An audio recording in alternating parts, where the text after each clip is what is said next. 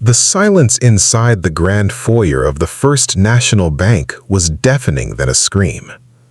Beneath the towering ceilings and Austrian crystal chandeliers, the polished marble floor reflected the high society clientele like a mirror of wealth. But on this particular Tuesday, that mirror was cracked.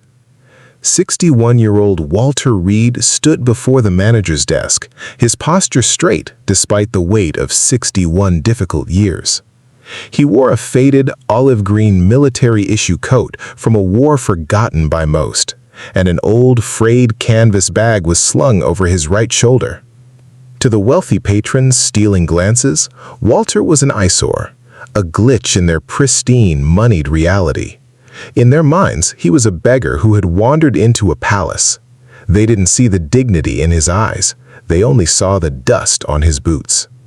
And in that collective judgment, nobody, not the bankers, not the socialites, not even the armed security guard, could have imagined that the tired man they were dismissing was holding the power to buy and sell the very foundation they stood upon. Walter had waited patiently for 20 minutes. He didn't complain when 3 people in expensive suits were signaled ahead of him. When he finally reached the desk of the branch manager, Miss Sterling, he didn't ask for a handout. He didn't ask for charity. He gently reached into his jacket pocket and placed a certified cashier's check on the desk. The amount printed, clear and undeniable, was $1 million. Miss Sterling didn't even look at the check properly. She looked at Walter, at his calloused hands, his weathered face, and his humble attire. She saw a black man in a high-end bank, and in her mind, a $1 million check could only be fraud. There was no other reality she was willing to accept. "We don't accept jokes here, sir," she said, her voice dripping with condensation. Before Walter could speak, she picked up the certified check and with slow, deliberate fury, torn into pieces. She let the scraps fall, like snow, across the polished marble at his worn boots. "Security," she called. "Escort this fraudster out before I call the actual police." Around them, phones rose like weapons. Screens flashed, recording the public humiliation of an elderly black man. Bystanders watched in silence, their indifference a heavier weight than any handcuff. Nobody stepped forward. Nobody questioned the accusation. Walter just stood there, watching the scraps of his life's fortune drift to the ground, his silence the only shield against their ignorance. To understand Walter, you have to understand the quiet, unbreakable fortitude of a generation that asked for nothing and gave everything. Walter was born into the segregated American South, where oppression was not a distant history, but the daily atmosphere. He watched his father, a proud veteran, work 3 manual labor jobs only to be addressed as boy by men half his age. He learned early that integrity was not measured by the applause you received, but by the weight you could carry in silence. When his country called, Walter served with honor, carrying the flag of a nation that frequently refused to acknowledge his humanity. He spent 2 decades working the dark, dangerous assembly lines of Detroit's auto plants, descending into the heat so his family would never know the cold grip of poverty. This $1 million check was not luck. It was the culmination of 40 years of sacrifice. It was his retirement, his legacy, and his family's future.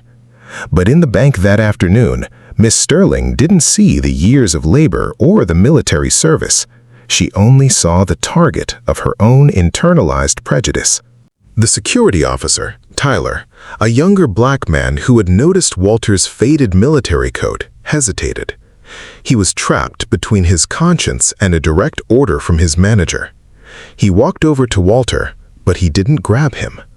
"Sir," Tyler whispered softly, "please, it's better if you go." At that precise moment, the grand mahogany doors of the regional director's office swung open. Mr. Harrison, the bank's highest authority in the city, stepped out. He was in the middle of ending a high-stakes call with a federal oversight committee. Miss Sterling quickly smoothed her dress, rushing toward her boss. "Mr. Harrison, I'm so sorry for the disturbance. We caught a vagrant trying to present a fraudulent $1 million check. I've handled it. Security is escorting him out now." Mr. Harrison stopped. He didn't look at his manager. He looked directly past her, his eyes locking onto Walter, who was quietly waiting by the door, having already started to walk away. Mr. Harrison's expression shifted from confusion to shock and then to immediate, profound recognition. He didn't just walk toward Walter, he almost ran. He didn't call him vagrant, he didn't call him fraud, he addressed him with a title that stopped every single person in that bank dead in their tracks. "Sir?" Mr. Harrison said, his voice trembling slightly. "Mr. Reed? I can't believe it. Is that really you?" The crowd went dead silent. Phones were lowered. The recording stopped. Ms. Sterling stood frozen, her hand covering her mouth as her worldview collapsed on the marble floor.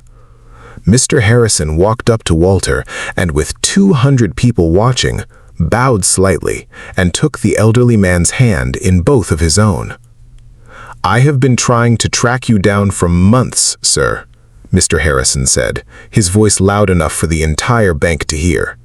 "I am alive today because you carried me 2 miles on your back through a rice paddy in the pouring rain when I was an 18-year-old corpseman. I have spent 30 years trying to repay that debt."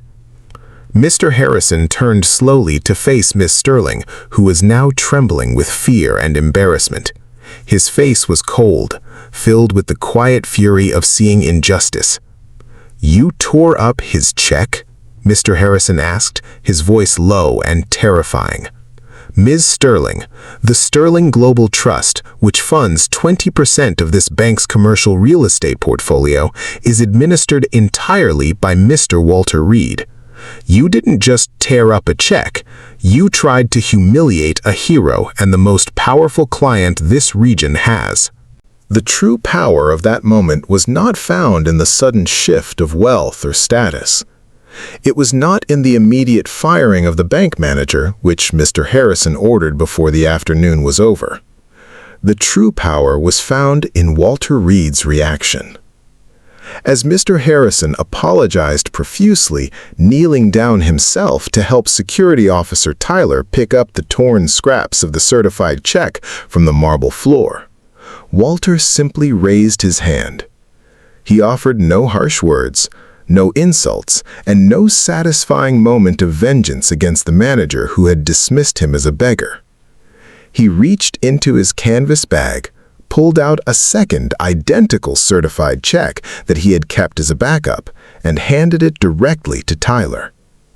"Son," Walter said to the young security officer who had hesitated to use force, "please ensure this is deposited into the Sterling Foundation's account for local veteran housing." Walter looked around the silent bank, offering the high society patrons not anger, but a profound, sorrowful pity for their limited vision. He walked out of the golden doors not as a billionaire celebrating victory, but as a giant of human dignity, a quiet, enduring reminder that a man's true worth is never found in his coat, but in the unbreakable spirit that carries him through the storm.